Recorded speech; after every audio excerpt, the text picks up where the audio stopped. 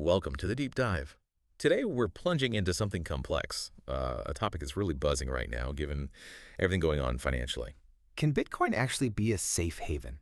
Is it really digital gold, or is that, maybe just hype? I mean, we've all felt the instability lately, haven't we? Geopolitical stuff, the pandemics, economic shadow, inflation hitting hard, and then you have these banking shocks like Silicon Valley Bank. Its natural investors are really searching for assets that can protect their wealth, maybe even grow it when things feel uncertain. Yeah, and traditionally we look to things like gold, U.S. Treasury bonds, maybe some stable currencies. Those were the go-tos. But now there's this, powerful disruptive newcomer, Bitcoin. It got that digital gold nickname fast, mostly because of its limited supply, only 21 million ever, and the fact that it's outside government control.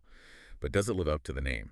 That's our mission today. We're going to dive deep into recent academic studies, stuff published between 2020 and 2025, to see if Bitcoin genuinely acts like a safe haven during financial stress. And there's this real tension here, isn't there? On one side, Bitcoin's growth has been just explosive. It's about half the crypto market now, valued over, $1.2 trillion as of September 2025. Huge. But then you look at its history, daily price swings over 5% aren't uncommon. That volatility, it raises serious questions about reliability, especially if you're looking for safety. But we'll be looking specifically at how it behaved during key events: COVID, the war in Ukraine, the SVB crisis, ongoing inflation. Those events really set the stage. Exactly. Those real-world stress tests, they're like our laboratory. They let us see past the theory and observe how Bitcoin actually performs when things get tough. We have actual data from these major shocks to the system. Right. And thinking about Bitcoin, its whole origin story is tied to crisis, isn't it? It popped up right after the 2008 financial mess. Satoshi Nakamoto's white paper laid out this idea for a decentralized payment system designed specifically to resist inflation and stay independent from governments. The blockchain, the halving mechanism making it scarcer over time, it was all meant to mimic gold scarcity, to be a potential store of value. And wow, what a journey since then. It went from this niche kind of geeky thing to something big institutions are adopting. You've got companies like Tesla, MicroStrategy holding it. El Salvador even made it legal tender in 2021. So it's definitely not on the fringes anymore. And that journey makes the core question even more vital. Does this growing acceptance mean it actually functions like a safe haven? What's interesting is, if you look purely at its hedging ability, there is some compelling evidence. Bitcoin can act as a hedge against inflation, or when traditional currencies lose value, especially in emerging economies. We saw this during the high inflation of 2022-2023.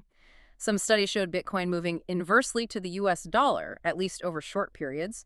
It offered some protection for certain USD pairs when local currencies were struggling. Okay, so some hedging potential there. Yes, but, and this is the huge but, you immediately run into that wall of volatility. Traditional safe havens like gold, they're usually less volatile than the stock market, like the S&P 500. Bitcoin, it's way more volatile. Recent reports suggest it can be something like 5 times more volatile than the S&P 500.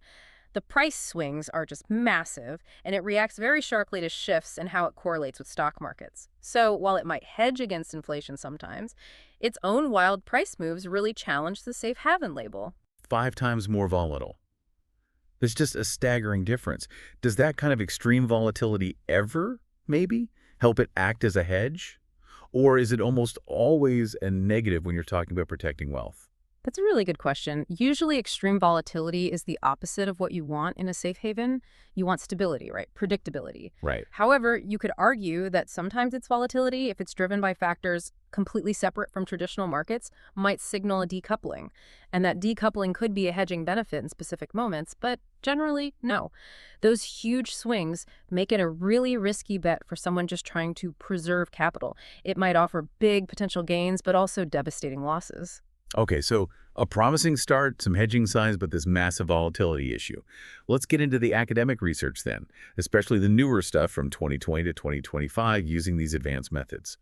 What does the data tell us about how Bitcoin actually behaved during specific crises? Let's unpack those.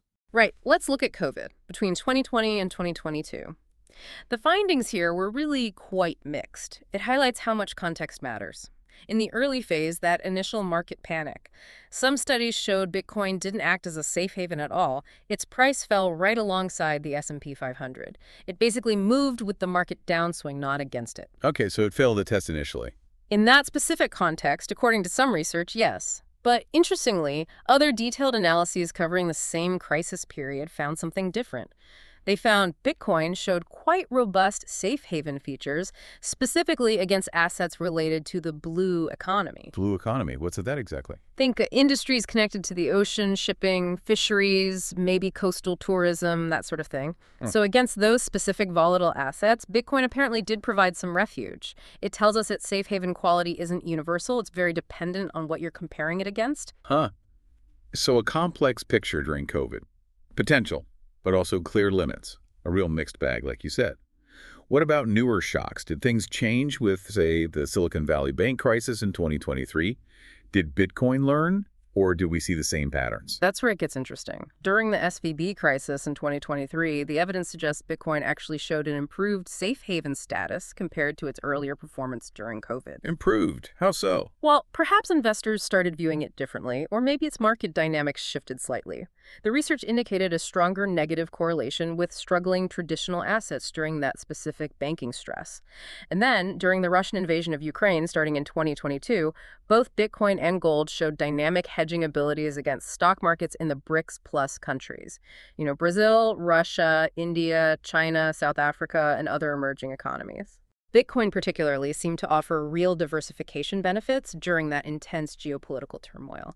So, again, valuable in specific high-stress global situations. There's also this quite counterintuitive finding from high-frequency data looking at 10-minute intervals between 2018 and 2023. It suggested that even big tech stocks, the FAANGs, Facebook, Amazon, Apple, Netflix, Google. right, those acted as weak safe havens for Bitcoin and Ethereum, which is odd, right? But the data suggested Bitcoin's role as a haven against them actually strengthened a bit later in that period, from 2021 to 2023. It implies even crypto sometimes looks for refuge in established tech, however weakly. Wow. Okay. That's a really wide range of behaviors. Yeah. It really does seem to depend heavily on the specific crisis and what you measure it against. So the big comparison then, how does it stack up against gold, the classic safe haven? Is Bitcoin a real challenger, or is it still second best? Yeah, that's the crucial comparison.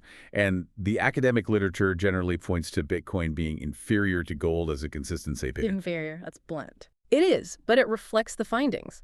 For example, a 2024 study looked at how they protected against swings in crude oil prices. It found both offered some protection, but gold was generally more effective, more consistent.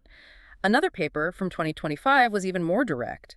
It called Bitcoin a weak safe haven during global uncertainty like COVID, pointing squarely at its high volatility and something they called distributive mismatches. Distributive mismatches. What does that mean in plain English? Essentially, its price movements aren't reliably predictable in the way you'd want from a safe haven during a crisis.